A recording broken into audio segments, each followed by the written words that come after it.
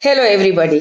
It's been my dream and desire to share the world's best short stories. Of course, I can condense them sometimes and narrate it without reading, but then sometimes I feel so many things are lost when I do that.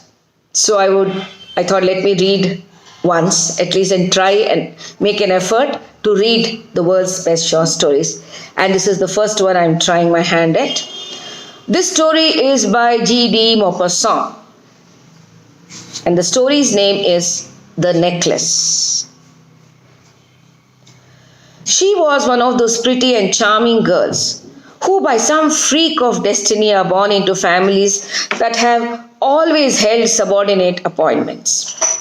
Possessing neither dowry nor expectations, she had no hope of meeting some man of wealth and distinction who would understand her, fall in love with her, and wed her.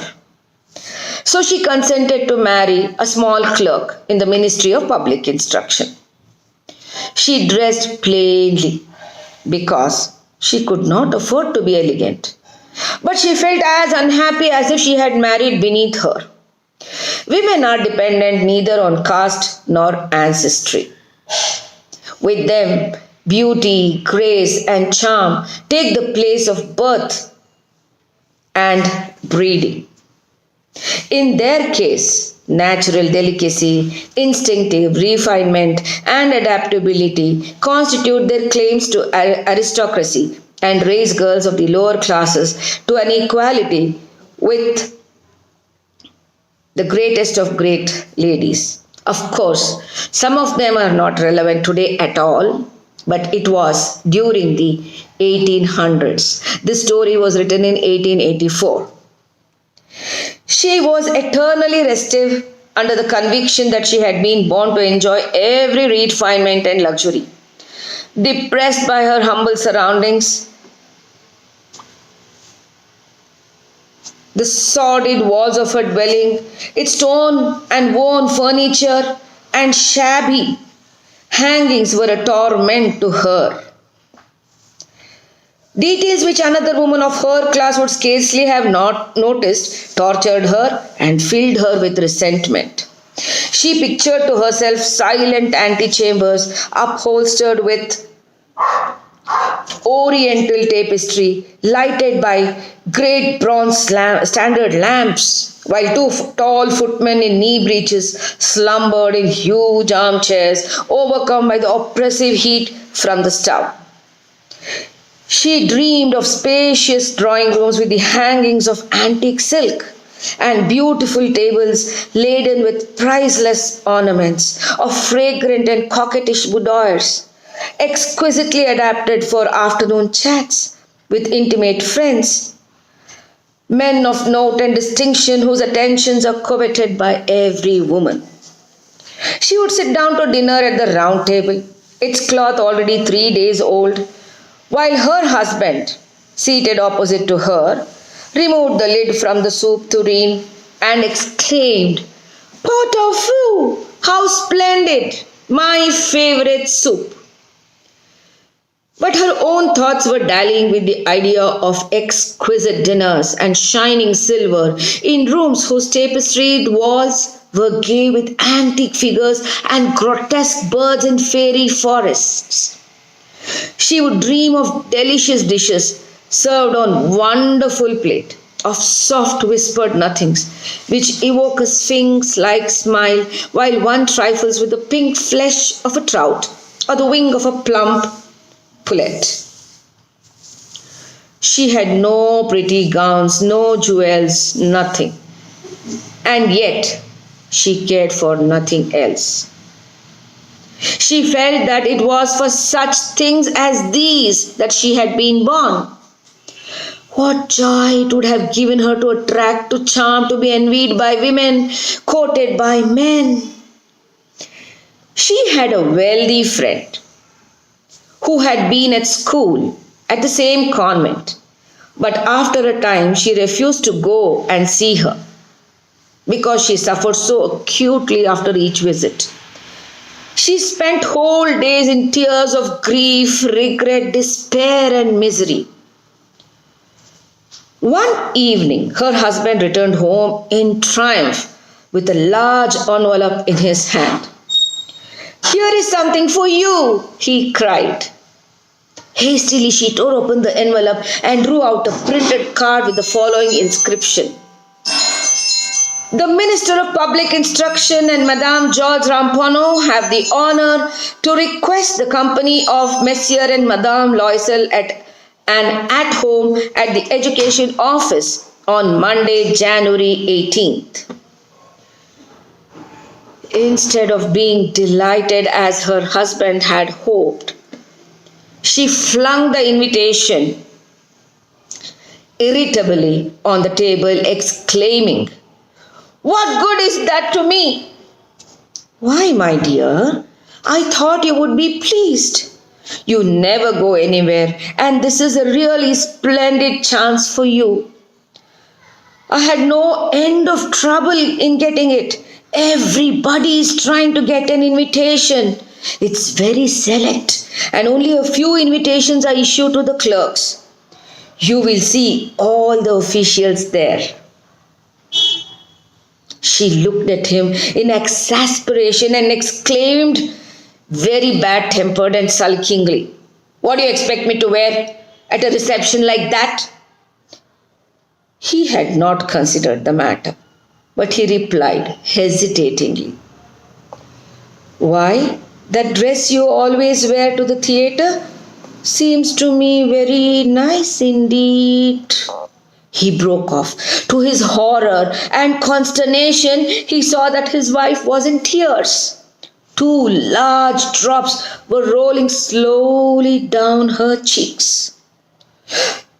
"What on earth is the matter?" he gasped. With a violent effort, she controlled her emotion and drying her wet cheeks, said in a calm voice, "Nothing. Only I haven't a frock, and so I can't go to the reception. Give your invitation to some friend in your office whose wife is better dressed than I am." He was greatly distressed. "Let us talk it over, Matilda. How much do you think a proper frock would cost? Something quite simple that would come in useful for other occasions afterwards." She considered the matter for a few moments, busy with her calculations and wondering how large a sum she might venture to name without shocking the little clerk's instincts of economy and provoking a prompt refusal. "I hardly know," she said at last doubtfully, "but I think I could manage with 400 francs. He turned a little pale. She had named the exact sum that he had saved for buying a gun and making up Sunday shooting parties the following summer with some friends who were going to shoot larks in the plain of Nanterre. But he replied, "Very well, I'll give you 400 francs. But mind you, buy a really handsome gown." The day of the party drew near, but although her gown was finished, Madame Loisel seemed depressed and dissatisfied. "What is the matter?" asked her husband one evening. "You haven't been at all yourself the last 3 days." She answered, "It vexes me to think that I haven't any jewelry to wear, not even a brooch. I shall feel like a perfect pauper. I would almost rather not go to the party." "Why, you can wear some fresh flowers. They're very fashionable this year. For 10 francs, you can get 2 or 3 splendid roses." She was not convinced. "No, there is nothing more humiliating than to have an air of poverty among a crowd of rich women." "How silly you are!" exclaimed her husband. "Why don't you ask your friend, Madame Forestier, to lend you some jewelry? You know her quite well enough for that. She uttered a cry of joy. Yes, of course. It never occurred to me.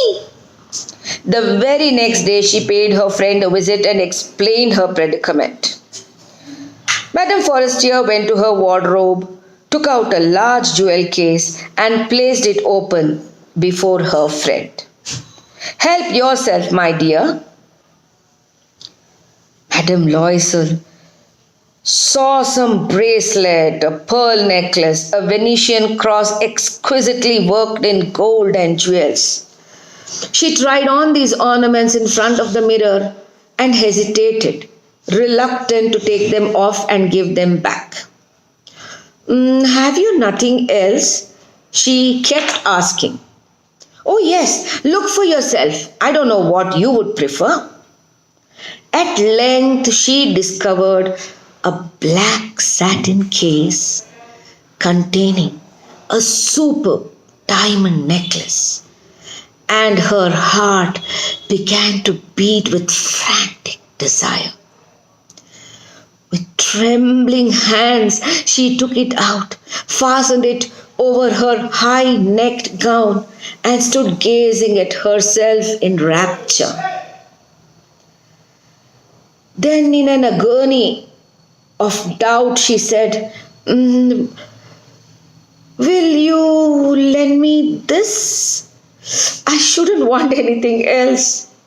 Yes, certainly, said her friend. She threw her arms around her friend's neck, kissed her effusively, and then fled with her treasure. It was the night of the reception. Madame Loisel's triumph was complete. All smiles and graciousness in her exquisite gown, she was the prettiest woman in the room. Her head was in a whirl of joy. The men stared at her and inquired her name and begged for an introduction, while the junior staff asked her for waltzes. She even attracted the attention of the minister himself. Carried away by her enjoyment, glorifying in her beauty, and her success, she threw herself ecstatically into the dance. She moved as in a beatific dream, wherein were mingled all the homage and admiration she had evoked, all the desire she had kindled, all that complete and perfect triumph so dear to a woman's heart. It was close on 4 before she could tear herself away. Ever since midnight, her husband had been dozing in a little deserted drawing room, together with 3 other men whose wives were enjoying themselves immensely. He threw her outdoor wraps round her shoulders, unpretentious, everyday garments whose shabbiness contrasted strangely with the elegance of her ball dress. Conscious of the differences, she was eager to be gone in order to escape the notice of the other women in their luxurious furs. Loisel tried to restrain her. Wait here while I fetch a cap. You will catch cold outside. But she would not listen to him and hurried down the staircase. They went out into the street, but there was no cab to be seen. They continued their search, vainly hailing drivers whom they caught sight of in the distance. Shivering with cold and in desperation, they made their way towards the Seine. At last, on the quay, they found one of those old vehicles which are only seen in Paris after nightfall, as if ashamed to display their shabbiness by daylight. The cab took them to their door, and they gloomily climbed the stairs to their dwelling. All was over for her. As for him, he was thinking that he would have to be in the office by 10 o'clock. She took off her wraps in front of the mirror for the sake of one last glance at herself in all her glory.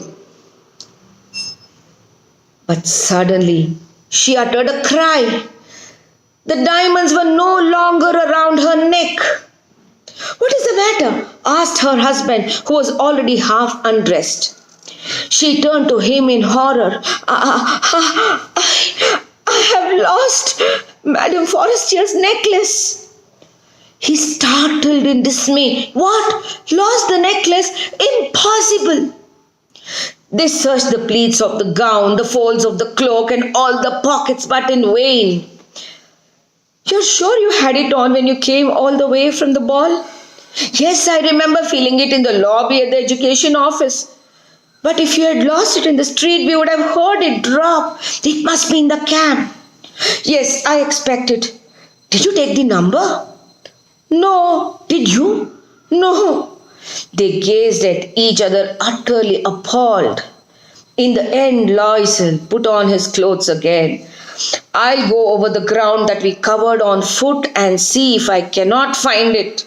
He left the house, lacking the strength to go to bed, unable to think. She collapsed into a chair and remained there in her evening gown without a fire. About 7 o'clock, her husband returned. He had not found the diamonds. He applied to the police, advertised a reward in the newspapers, made inquiries of all the hackney cab offices. He visited every place that seemed to hold out a vestige of hope. His wife waited all day long in the same distracted condition, overwhelmed by this appalling calamity. Loisel returned home in the evening, pale and hollow-cheeked. His efforts had been in vain. You must write to your friend, he said, and tell her that you have broken the catch of the necklace and that you are having it mended. That will give us some time to think things over. She wrote a letter to his dictation. After a week had elapsed, they gave up all hope. Loisel, who looked 5 years older, said, "We must take steps to replace the diamonds."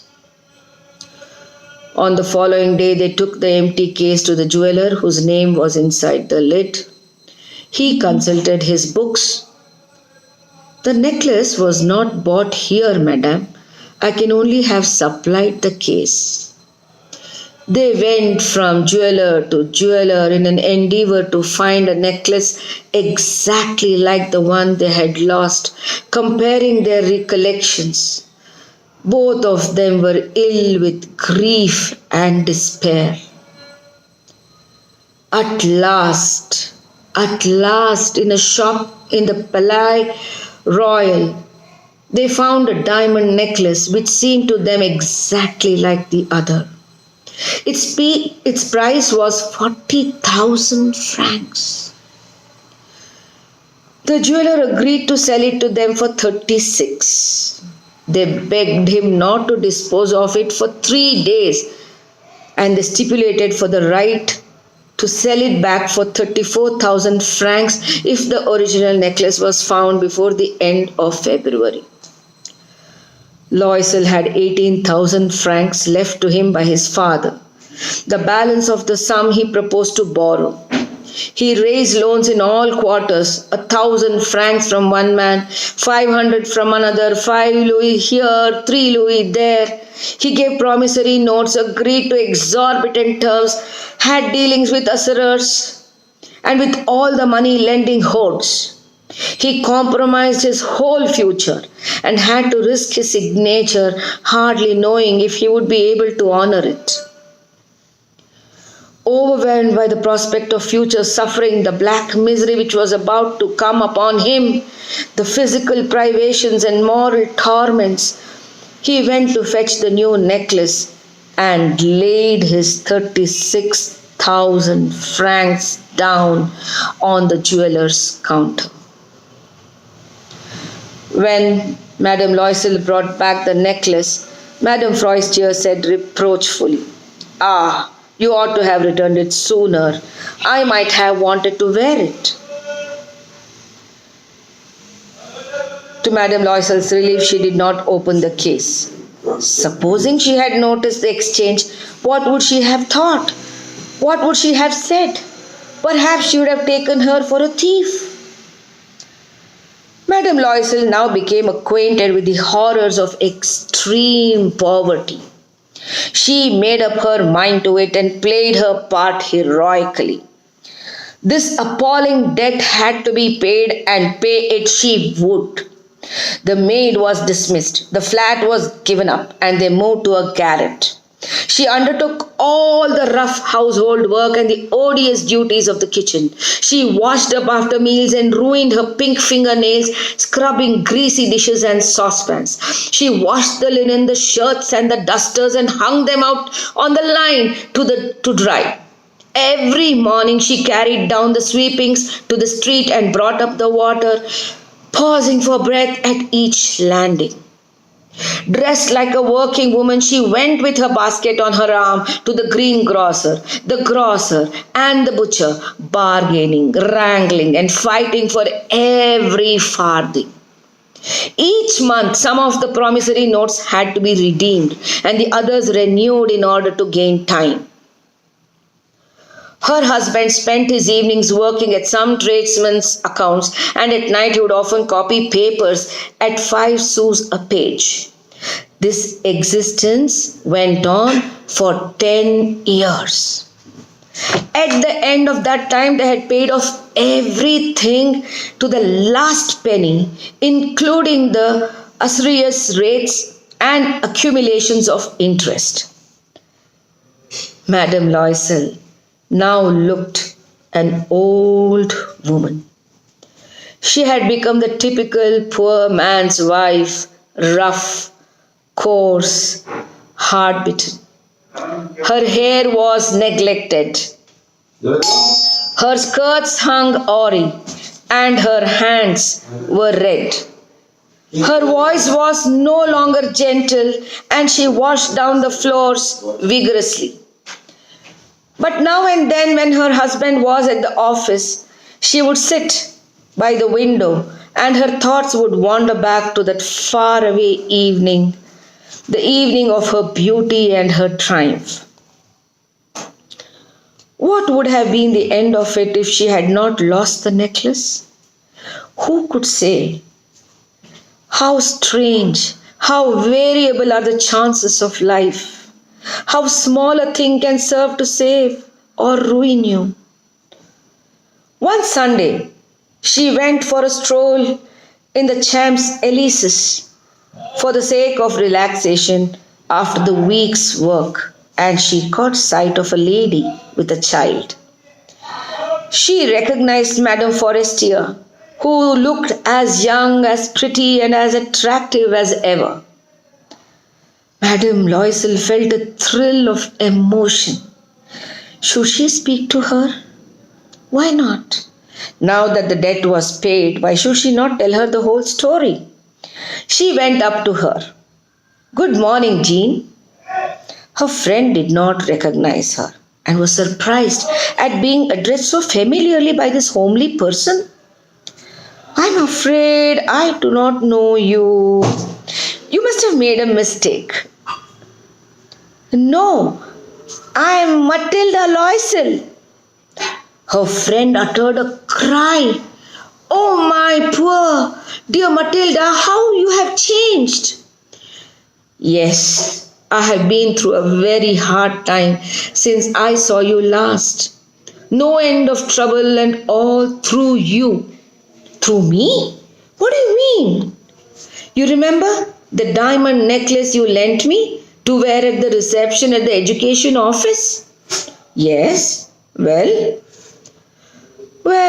I lost it. I don't understand. You brought it back to me.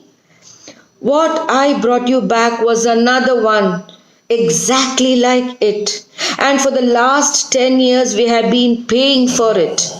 You will understand that it was not an easy matter for people like us who hadn't a penny. However, it's all over now. I can't tell you what a relief it is. Madame Forestier stopped dead. You mean to say that you bought a diamond necklace to replace mine? Yes, and you never noticed it? They were certainly very much alike. She smiled with ingenious pride and satisfaction. Madame Forestier seized both her hands in great distress. Oh, my poor dear Matilda, why, mine were only imitation. At the most, they were worth 500 francs.